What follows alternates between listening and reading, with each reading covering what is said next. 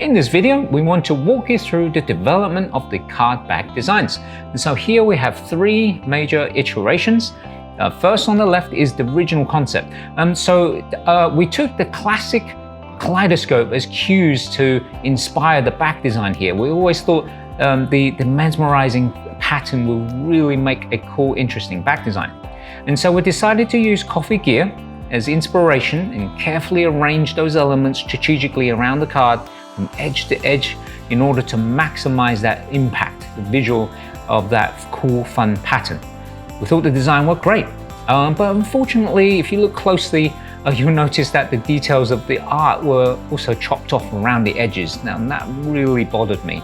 And we felt that the cards were rather difficult to distinguish when fanning apart.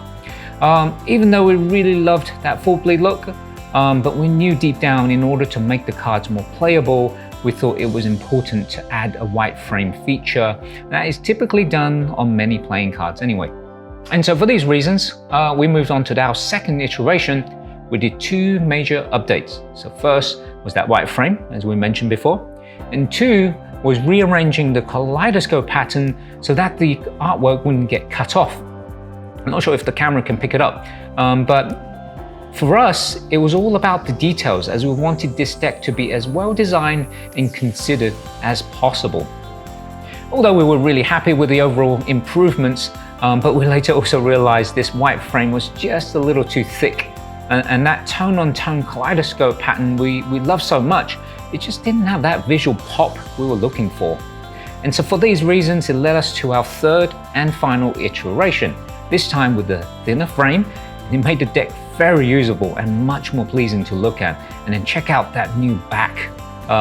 We tweaked a little bit of that contrast. We really think it enhances that visual aesthetic of the coffee artwork. And that highlight on that hexagon portafilter pattern really brings out that fun and meaningful connection to that caffeine chemical structure. We received a lot of positive feedback and confirmed our feelings that this card back design was indeed finally ready for Kickstarter.